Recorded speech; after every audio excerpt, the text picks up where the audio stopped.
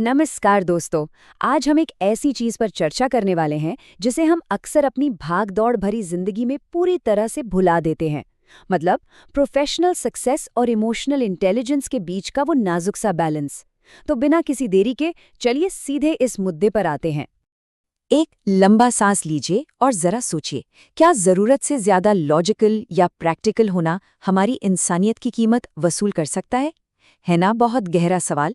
आज हम एक बहुत ही दिलचस्प सच्ची कहानी और कुछ अहम तथ्यों के जरिए इसका जवाब तलाशने की कोशिश करेंगे। तो शुरुआत करते हैं इस कहानी के पहले हिस्से से, यानी सफलता की वो कड़वाहट जहां प्रैक्टिकलिटी की कीमत चुकानी पड़ती है। हमारी कहानी सार्थक नाम के एक शख्स के इर्द गिर्द घूमती है। जरा तसव्वुर कीजिए, ऑफिस का एक कॉरिडोर जहां सार्थक बहुत तेजी से चल रहा है, फोन में पूरी तरह व्यस्त है और आसपास आने जाने वालों पर उसका ध्यान बिल्कुल भी नहीं है। अब देखिए, सार्थक के अंदर हर वो क्वालिटी है जो किसी को कॉर्पोरेट लैडर पर ऊपर ले जाती है। वो बेहद इंटेलिजेंट है, स्मार्ट है और प्योरली प्रैक्टिकल है। ये बेहतरीन खूबियां मानी जाती हैं, राइट? लेकिन इस तेज रफ्तार सफलता की दौड़ में उसने दूसरों का दर्द समझने की क्षमता यानी अपनी एम्पैथी को पूरी तरह से खो दिया है। उसकी ये कठोरता एक दिन खुलकर सबके सामने आई। एक सहकर्मी उसके पास मदद मांगने आया क्योंकि उसकी मां अस्पताल में भर्ती थी। और पता है सार्थक ने क्या किया? बिना एक पल रुके, बिना उसकी आंखों में देखे, उसने बहुत ही रूखेपन से कहा, सबकी अपनी समस्याएं हैं, अपनी जिंदगी को मेरी जिम्मेदारी मत बनाओ। पता है, यहाँ एक बहुत कड़ी हकीकत छिपी हुई है।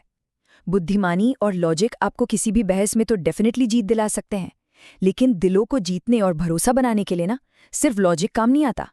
वहाँ सिर्फ और सिर्फ इंसानी संवेदना ही काम आती है। इस प्योरली प्रैक्टिकल अप्रोच का असर आम दिनों में भी साफ दिखने लगा था। जैसे एक दिन एक बुजुर्ग पियोन से गलती से कुछ फाइल्स जमीन पर गिर गईं। अब आमतौर पर कोई क्या करता? मदद करता। पर नहीं, सार्थक वहां खड़े होकर उस पर बुरी तरह चिल्लाने लगा और वो बेचारा बुजुर्ग बिना एक शब्द कहे अपने कांपते हुए हाथों से उन कागजों को उठाने लगा। सच में, कभी कभी कहे गए कठोर शब्द किसी बड़ी असफलता से भी कहीं ज्यादा दर्द देते हैं। एक पल के लिए उन कांपते हुए हाथों के बारे में सोचिए जिन्होंने उस अपमान को चुपचाप सह लिया।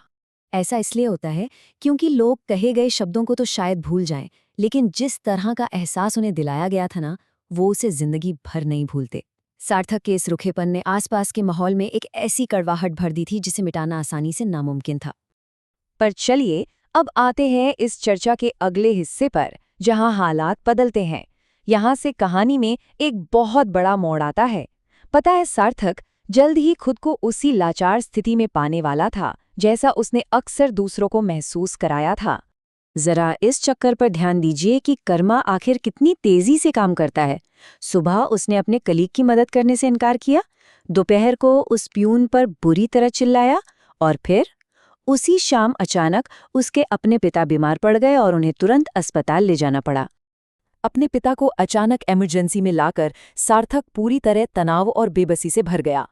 लेकिन अस्पताल की रिसेप्शन पर बहुत ज्यादा भीड़ और काम के दबाव के चलते स्टाफ ने उसकी बात पर ध्यान ही नहीं दिया। जिंदगी में शायद पहली बार सार्थक को लगा कि उसकी आवाज की कोई वैल्यू नहीं है। उसे बिल्कुल वही अनदेखापन झेलना पड़ रहा था जो वो कल तक दूसरों के साथ कर रहा था। उस घोर बेबसी में सार्थक के मुंह से बस एक ही बात निकली, कोई मेरी स्थिति क्यों नहीं समझ रहा है। ये वही एग्जैक्ट मोमेंट था दोस्तों, जब उसकी मशीन जैसी उस लॉजिकल दुनिया की मजबूत दीवार एक असली इंसानी दर्द के वजन के आगे टूटने लगी थी। एम्पैथी यानी सहानुभूति आखिर है क्या? ये वो दर्द है जिसे हम अक्सर दूसरों में अनदेखा कर देते हैं, जो वापस आकर हमें एक सबक सिखाता है। जिंदगी ना अक्सर हमारी सबसे बड़ी कमजोरी का इस्तेमाल करके ही हमें सिंपैथी और कंपैशन का असली मतलब सिखाती है। खैर, आगे बढ़ते हैं तीसरे हिस्से की तरफ।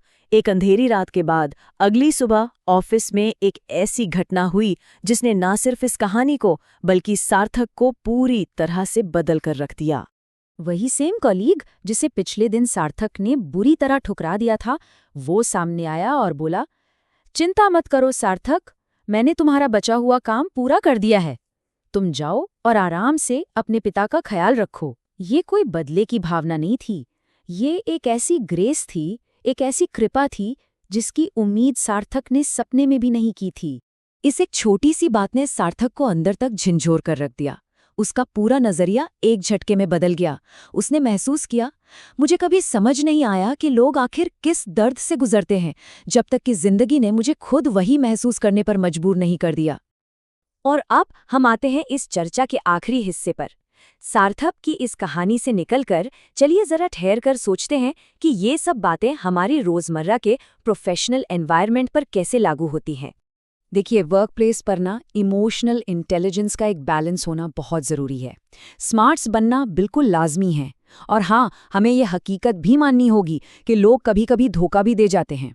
लेकिन सबसे अहम बात यह है कि किसी भी हाल में अपनी प्रैक्टिकलिटी को, अपनी इंसानियत का कत्ल करने की इजाज़त बिल्कुल नहीं देनी चाहिए। ऐसा इसलिए क्योंकि लॉजिकल होना एक बहुत अच्छी बात है, पर कंपैशनेट या करुणामय होना उससे कहीं ज्यादा बड़ी बात है। लॉजिक डेफिनेटली किसी भी सक्सेस की बुनियाद हो सकता है, इसमें कोई शक नहीं, लेकिन दूसरों के प्रति सहानुभूति ही वो असली शक्ति है जो एक आम बॉस को एक सच्चा लीडर बनाती है। पता है, ये सोच उन पुरानी कॉर्पोरेट धारणाओं को पूरी तरह से गलत साबित करती है। एम्पैथी किसी भी तरह की कमजोरी नहीं है, बल्कि ये एक बहुत बड़ी इमोशनल ताकत है। किसी और के बुरे वक्त में उन्हें समझना और उनका साथ देना सबसे बड़ी आंतरिक शक्ति को दिखाता है। और सार्थक का क्या हुआ? इस बदलाव का नतीजा ये हुआ कि अब वो खुद आगे बढ़कर लोगों की मदद करता है, उनकी बातों को बहुत शांति से सुनता है, और हाँ, अब उसके चेहरे पर पहले से कई ज्यादा मुस्कुराहट होती है। ये इस बात का सच्चा प्रूफ है कि कितनी भी डीपली रूटेड आदतें क्यों ना हो, उन्हें बदला जा सकता है। एक सच्चा बदलाव हमेशा संभव है। तो इस पूरी चर्चा से सबसे बड़ी सीख क्या मिलती है? यही कि हमें कभी नहीं मालूम होता कि सामने वाला व्यक्ति अकेले में किस बड़ी परेशानी या लड़ाई से गुजर रहा है। इसलिए किसी भी तनाव भरे माहौल में गुस्से या रूखेपन से रिएक्ट करने से पहले थोड़ा सा ठहरें, सोचें और हमेशा एम्पैथी को चुनें। तो असली सफलता आखिर है क्या? एक तरफ देखें तो सिर्फ पैसा कमाना है, जिसे आमतौर पर सक्सेस माना जाता है। वहीं दूसरी तरफ है सम्मान कमाना, जो एक एम्पैथेटिक और समझदार व्यक्ति होने की निशानी है। और सच कहूं तो टेम्पररी नंबर्स और एक लंबा समय तक टिकने वाली लेगेसी के बीच यही सबसे बड़ा फर्क है। चलिए, इस खूबसूरत चर्चा को हम इस आखिरी लेकिन बहुत ही पावरफुल थॉट के साथ रैप अप करते हैं।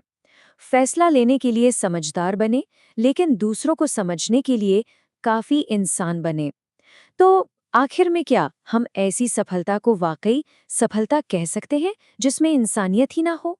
इस पर जरूर सोचिएगा।